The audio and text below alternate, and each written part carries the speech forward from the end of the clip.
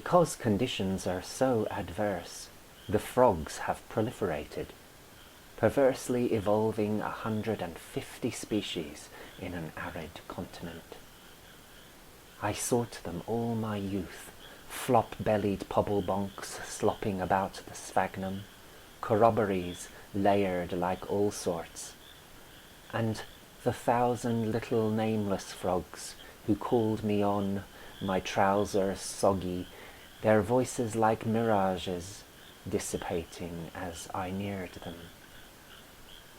One puddle, and they congregate, sing out their guts, and mate, still croaking in amplexus, groggy, incontinent.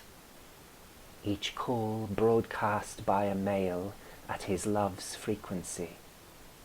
She'll flail about to reach him. His calls advertise his assets. And he is well equipped to clasp her with bubble-throated gasp. This cold-bodied yen for sex is surely what endears them.